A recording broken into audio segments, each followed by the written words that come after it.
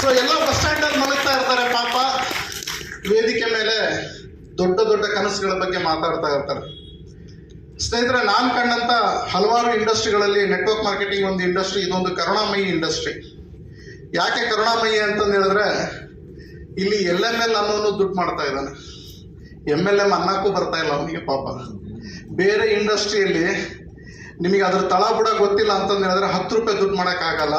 But MLM ನಲ್ಲಿ LML ಅನ್ಕೊಂತ ಕೋಟ್ಯಾಧಿಪತಿ ಆಗಿದ್ದಾರೆ. This is the beauty of this direct selling industry. So direct selling industry ಒಂದು business ಅಲ್ಲ ಸ್ನೇಹಿತರೆ, ಇದನ್ನ ಬಿಸ್ನೆಸ್ ಅಂತಂದೇಳಿ ನಾನು ಯಾವತ್ತೂ ಪರಿಗಣಿಸಿಲ್ಲ. ಡೈರೆಕ್ಟ್ ಸೆಲ್ಲಿಂಗ್ ಇಂಡಸ್ಟ್ರಿ ನಮ್ಮ ಭವ್ಯ ಭಾರತದ ಭವಿಷ್ಯ ಅಂತ ಅನ್ಕೊಂಡಿದ್ದೀನಿ. ಡೈರೆಕ್ಟ್ ಸೆಲ್ಲರ್ಸ್ಗಳು ಹೇಗೆ ನಮ್ಮ ದೇಶ ಕಾಯ್ತಿರೋ, ಗಡಿ ಕಾಯ್ತಿರೋ ಸೈನಿಕರು ಇವತ್ತು ಹಗಲು ರಾತ್ರಿ ಕನಸು ಕಟ್ಕೊಂಡ್ಬಿಟ್ಟು ಹೆಂಡತಿ ಮಕ್ಕಳನ್ನ ದೂರ ಇಟ್ಬಿಟ್ಟು ನಮಗೋಸ್ಕರ ಪ್ರಾಣನ ಒತ್ತೆ ಇಟ್ಬಿಟ್ಟು ಕಷ್ಟಪಡ್ತಾ ಇದ್ದಾರೆ. ನಮ್ಮ ಡೈರೆಕ್ಟ್ ಸೆಲ್ಲರ್ಗಳು ನಮ್ಮ ಇಂಡಿಯನ್ ಎಕನಾಮಿನ ಡೆವಲಪ್ ಮಾಡ್ತಾ ಇದ್ದಾರೆ, ನಿರುದ್ಯೋಗಿತನ ತೆಗಿತಾ ಇದ್ದಾರೆ, ಹಲವಾರು ಜನಕ್ಕೆ ದಾರಿ ದೀಪ ಆಗಿದ್ದಾರೆ. ಸತ್ತು ಹೆಣ ಆಗಿ ಕನಸು ಕಾಣದವರಿಗೆ ಕನಸುಗಾರ ಆಗಿ ಕನಸನ್ನ ತೋರಿಸಿ ಅವನ ಜೀವನ ಹೊಸದಾಗಿ ರೂಪಿಸಾಗ ಮಾಡಿದ್ದಾರೆ.